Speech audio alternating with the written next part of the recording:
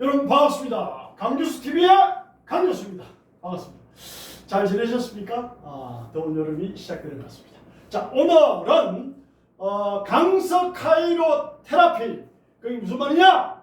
카이로프락틱, 균정법, 이소가이요법, 스포츠 마사지, 딥티슈 마사지, 이런 모든 학문을 공부를 하고, 출하요법도 다 마찬가지예요. 다 공부를 하고 30년 동안 꾸준히 몇십만 명을 시술을 하면서 새로운 기법을 개발해서 그 이름하여 강서 카이로 테라피라 제가 명명을 하죠. 그러면 강서 카이로 테라피의 장점은 무엇이냐? 쉽게 치료를 할 수 있다. 쉽게 통증을 없앨 수 있다. 더 나아가서 근본적으로 치료를 한다. 그것이 강서 카이로 테라피의 가장 큰 장점이다. 어떻게? 약을 먹지 않은데도, 주사를 맞지 않은데도, 침을 맞지 않은데도 좋아질 수가 있다라는 말씀을 드립니다. 자, 그러면 강서 카이로 테라피를 알면은 건강이 보인다. 강서 카이로 테라피를 알면은 근본적인 장수를 누릴 수 있다라는 말씀을 드리면서요. 자, 그럼 가까이서 한번 보겠습니다. 커리를 설명하고 들어가겠습니다. 자, 보시면은 강서 카이로 테라피, 제가 이름이 강교수 교수니까 강서를 한 거예요. 카이로, 그리스어로 선, 테라피 관리하는 이 뜻이죠. 자, 강서 카이로 테라피의 1강을 보면은 해부생리학, 안전수칙, 척추교정의 필요성, 왜 환자가 많냐, 후두골 근육관리, 경추 근육관리, 쇄골 근육관리, 시술자의 손강화법. 여러분, 시술하는 분도 손을 관리하는 방법이 있어요. 그 노하우를 말씀드리는 거예요. 그 다음에 무엇이든 물어보세요. 제가 이제 TV에 무엇이든 물어보세요도 출연을 했잖아요.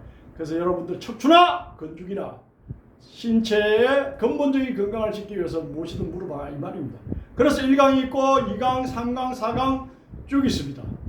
무슨 말이냐? 이 과정 전체를 강의하는 게 강서 카이로 테라피란 말입니다. 자, 그 다음에 5강까지 있느냐? 또 있죠. 6강, 7강, 8강 이렇게 쭉 연결되어 있죠. 자, 여기 6강, 7강, 6강, 7강, 8강 중에 10강까지 있습니다. 이렇게. 자, 그래서 내용을 보시면 아시겠고요. 그래서 우리가 이러한 내용을 가지고 강서 카이로 테라피의 강의를 하는데, 자, 오늘은 우리가 이제 해부생리학, 안전수칙이라도 하죠. 해부생리학은요, 사실은 우리가 정말 간을 치료하기 위해서는 간의 상염의 구조, 중염의 하염의 구조 이런 거하고는 좀 거리가 있죠. 우리가 근육 위주로, 척추 위주로, 뼈 위주로, 뼈와 뼈 사이에서 나오는 스파이럴로부터 신경근 위주로 이렇게 공부를 하시는 거예요. 그러니까 무슨 말이냐? 우리에게 꼭 필요한 공부를 해라는 거지. 해방 공부예요. 그죠? 그 다음에 그러면 이제 경추, 서비컬 경추는 7개의 뼈로 이루어있고 신경은 던져 쌓이며 두뇌와 양팔로 연결되어 있다. 소라식 12개의 뼈로 이루어있고 신경은 12쌍인데 간, 위, 소장자, 신체, 인체 내부 장기와 연결되어 있다. 럼버 5개의 신경은 하지로 내려간다. 그래서 허리 디스크 환자들이 다리가 저릴 수가 있고 종아리가 저릴 수가 있는 거예요. 그 레벨에 따라서. 이제 그런 것들이 해부학을 접목해서 신경학을 같이 공부를 하는 거예요. 그렇게 공부를 해야지 뉴럴에 대해서 공부하고 이거는 우리가 실전하는 데 있어서 도움이 덜 된다. 그렇죠? 그래서 공부하는 방법을 알고 해야 된다. 자, 근육도 팩트리스 베이스, 대형근, 바이셉스, 사원이드근, 트래피즈, 승모근 이런 메이저 근육들이 있는데 이 큰 근육들도 알아야 되지만 더 중요한 것은 이 근육이 어떻다? 신경의 말초신경이 근육 속으로 흘러다닌다는 개념을 가지는 게 더 중요하고, 또 근육을 푸는 거는 간단한 병을 치료하고 경락을 관리하는 간단한 병을 치료할 수 있지만 뼈 교정, 척추를 교정하면 큰 병을 치료할 수 있다는 것도 알아야 돼요. 왜냐? 가장 굵은 스파이럴 러브루트라는 신경근이 척추뼈 추가근 사이에서 나오기 때문에 그래요. 그리고 거기서 나와가지고 근육 속으로 연결해가지고 근육으로 쫙 흘러간다. 그런 구조를 알아야지. 그러니까 무슨 말이냐? 해부학도 우리에게 꼭 필요한 해부학을 알아야 된다. 이런 말씀을 드립니다.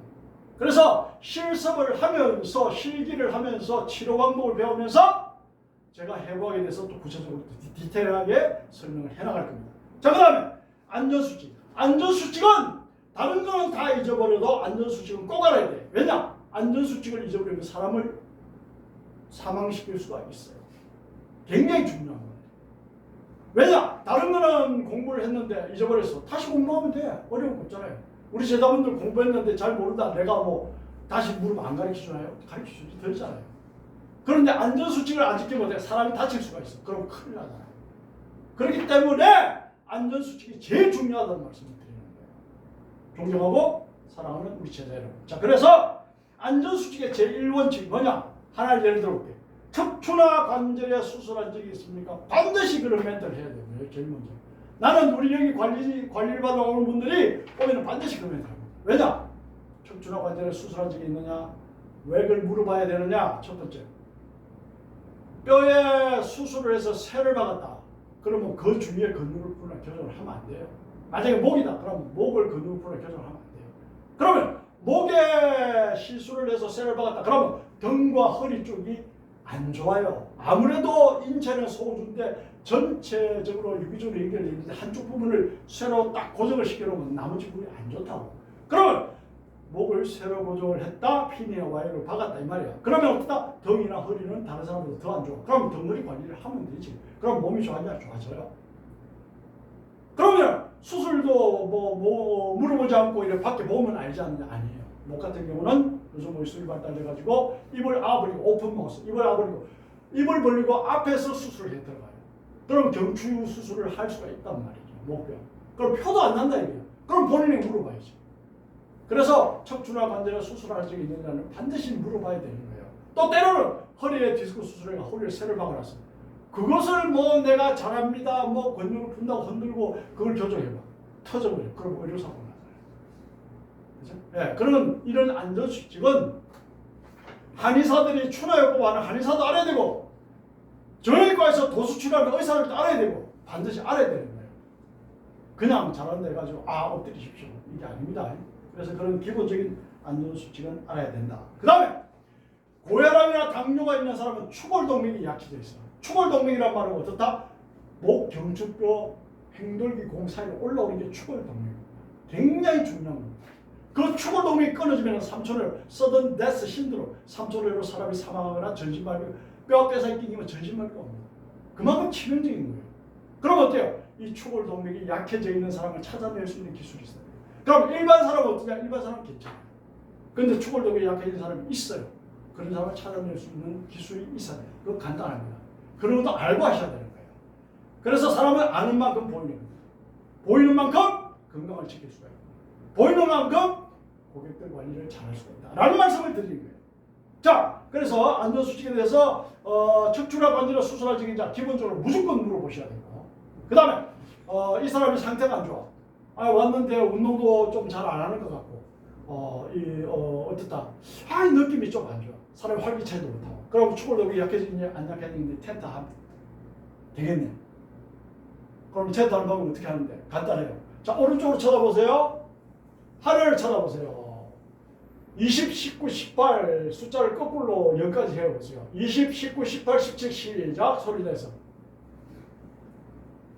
자, 그래서 이렇게 쭉 하면은 20, 19, 18, 17, 16, 15, 14, 13, 12, 11, 10, 9, 8, 7, 6, 5, 하나 이러면은 이쪽은 괜찮은 거예요. 그럼 또 반대쪽을 또 보는 거예요. 반대쪽 보고 하고 또 20, 19, 18, 17 얘가 쭉 10까지 세는 거예요. 그래가지고 셀 수 있으면 이 추골동이 괜찮은 겁니다. 아시겠습니까? 그래서 그렇게 테스트를 해보고 추골동이 이상인지 없는지 알 수가 있어요. 그러니까 저처럼 이렇게 목소리만 들고도 활기차고 하는 사람 안 해도 돼, 솔직히. 근데 좀 사람이 힘도 없어 보이고 운동도 안 하게 보이고 전 뭔가 몸이 좀 안 좋아 보이는데 이런 사람은 테스트 할 필요가 있는 거예요. 그런 사람은 목 관리할 때는 여러분들 가이적 신경을 써서 해야 되고 또 그런 사람은 안전하게 할 수 있는 방법이냐 안전하게 할 수 있는 방법이 있습니다. 그런 방법을 배우셔야 됩니다. 그것이 실전이다. 척추교정의 필요성. 자, 1강의 척추교정의 필요성. 척추교정은요, 사람이 태어날 때부터 한번 볼게요. 엄마 뱃속에서 세 바퀴 반을 돌고 치골이 엄마가 치골이 이렇게 벌어지면서 애가 머리부터 나오잖아요. 그럼 간호사가 머리를 집어넣습니까? 머리를 당깁니까? 머리 당기잖아요. 알게 모르게 당기잖아요. 부드럽게. 그러면 어때요? 애가 밖으로 나오잖아요. 그러면은 그 간단애기가 무슨 힘이 있겠냐고. 목뼈가 얼마나 강하겠냐고. 약하잖아요. 그걸 당기면 당기는 순간부터 목뼈가 늘어납니다. 인간은 운명적으로 숙명적으로 척추는 틀어지게 되어 있어요. 그래서 갓난아기도 뭐 치료할 수 있냐? 충분히 치료할 수 있습니다. 그런 노하우가 있습니다. 자, 그래서 어쨌든 간에 태어난 어린이부터 80대, 90대, 100세 어르신까지 누구나 다 척추 교정을 받아야 되고 누구나 다 근육 관리를 받아야 되고 누구나 다 마사지는 필요하다.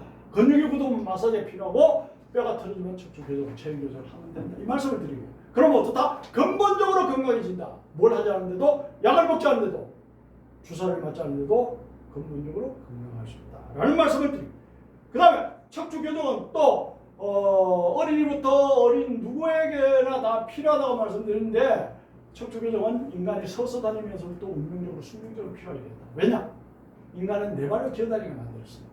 그래서 스파인, 척추를 보면 꼬리뼈가 있습니다. 꼬리뼈가 네 발로 기어다니는 동물들이 뭐예요? 중심을 잡는 역할을 하잖아요. 어항 속에 건붕어를 보십시오. 앞으로 차고 나갈 때 어때요? 꼬리를 흔들면서 나가잖아요. 그죠? 그 인간도 꼬리뼈가 있어요. 왜냐? 네 발로 기어다니기 때문에. 그런데 어때요? 인간이 열매를 따먹고 엎드리고 열매를 따먹고 하다 보니까 엎드리기 귀찮거든요. 그래서 서서 다니면서 열매 따먹고 이렇게 활동하게 되거든요.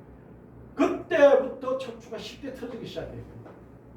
한번 생각해 보세요, 여러분. 네 발로 기어다니게 하느님이 만들었는데 우리 인간이 서서 다니니까 1층짜리 건물이 63빌딩이 된 거예요. 그러니까 어떻다? 태풍이나 바람이 많이 불고 해일이 치면 어때요? 건물이 쉽게 무너지는 거와 똑같은 이유죠. 그래서 네 발로 기어다니게 만든 인간이 서서 다니면서부터 척추는 운명적으로 숙명적으로 지속적으로 틀어지게 되어 있다는 걸 명심하십시오. 그래서 21세기의 유망 직종 중에 포춘지에서 이 마사지나 척추 교정은 꼭 들어가 있단 말이에요. 유망 직종 중에. 왜냐? 이건 로봇으로도 되잖아. 이건 AI로도 되는 게 아니에요. 사람 손이 갈 수밖에 없는 거예요. 왜냐? 백조의 세포가 다 다르고 뼈의 형태가 다르고 뼈의 크기가 다르고 뼈의 강도가 다르고 근육의 강도가 다 달라 사람마다. 그러니까 사람 손으로 할 수밖에 없는 거예요. 이해가십니까? 그래서 여러분들은 앞으로 없어질 직종을 공부하는 것이 아니고 앞으로 유망한 직종을 공부하고 있다라는 것을 아시기 바랍니다. 자, 그 다음에 왜 환자가 많으냐? 네 발로 기어다니게 만든 인간이 서서 다니면서부터 척추가 쉽게 틀어지니까 척추 사이에 스파이널로부터 신경이 눌리니까 병이 오게 되는 거죠. 뭐 간단한 이야기 아닙니까? 그래서 안 좋은 거예요. 네? 자, 그 다음에 이제 후두골 근육 관리를 하게 되는데 후두골 근육 관리, 후두골 여기잖아요. 후두골 누구나 다 알지. 머리에서 끝나는 여기 후두골. 그런데요, 디스크 환자를 치료할 때 후두골을 관리하는 거하고 단순하게 건강을 지키기 위해서 후두골 관리를 하는 거하고 그 다음에 시원하게 하기 위해서 후두골 관리를 하는 거하고는 다릅니다, 여러분. 거기에 컨택을 해서 관리를 할지라도 다르다라는 얘기를 하는 거예요. 방향이 다르고 강도가 다르다는 거예요. 뭐 그런 게 있느냐? 그런 게 있습니다. 고수들은 그렇게 관리를 하니까 병을 치료할 수 있는 거예요. 아십니까? 자, 그 다음에 경추 근육 관리. 경추도 마찬가지. 디스크 환자의 경추의 근육 관리하는 거하고 일반 사람들 근육 관리하는 차원이 다르다. 또 오른쪽으로 틀어지는 사람하고 왼쪽으로 틀어지는 사람하고 후만된 사람하고 엔테리어 스플래시즈 전만된 사람은 또 다르다는 걸 아시기 바랍니다. 쇄골 근육 관리, 쇄골도 마찬가지입니다. 여성분이 쇄골이 변이가 온거하고 남성분이 쇄골이 변이가 온거하고 또 그 사람의 경추와 관련된 연관성을 따져볼 때에 쇄골 관리를 어떻게 하면 효과적인지 어떤 방향으로 해야 되는지 그 방향성을 여러분들이 또 중요하게 생각을 하셔야 된다. 그 다음에 시술자의 손 강압법. 시술자가 손을 많이 쓰잖아요. 저도 아무리 기술해도 손을 많이 쓰죠. 인정합니다. 그러나 어때요? 이렇게 손이 이렇게 여자 손처럼 이렇게 연하게 보여도 손을 관리하는 방법이 있다는 거예요. 저 서랍 제일 밑에 저 배앓이죠. 자, 그래서 손도 우리가 관리하는 법이 있어요. 자, 여러분 보세요. 이게 배앓이입니다. 이것을 이렇게 하면 어때요? 겉으로는 표가 안 나지만은 손으로는 엄청나게 이 근육과 뼈가 강화가 됩니다. 겉으로 표가 안 나요. 이러한 테크닉. 그 다음에 고객을 관리하고 나면은 여름이나 겨울이나 반드시 찬물에 손을 씻고 닦으시기 바랍니다.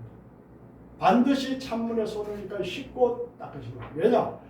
손을 찬물에 씻는과 동시에 내 손에서 미세하게 기가 빠져나가기 차단이 돼요.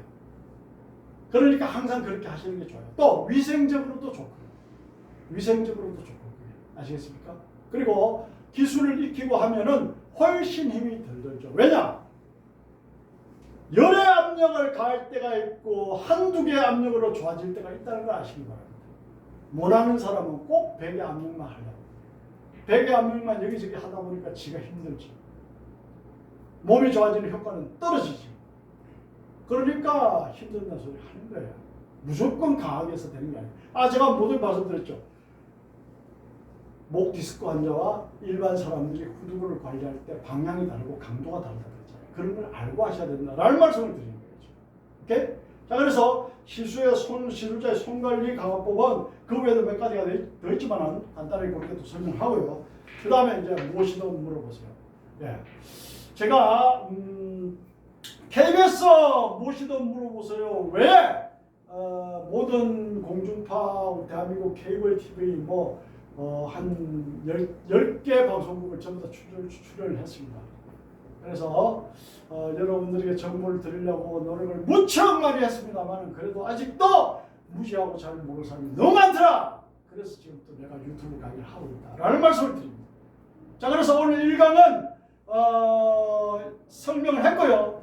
이 실습은 제가 또 여기서 이제 우리 제자들하고 실습을 하게 되는데 여러분들이 강스카이로 테라피 1강부터 10강까지 강의를 로테이션으로 진행이 되고 우리 제자분들은 특징이 잘할 수 있을 때까지 내가 강의를 해드린다.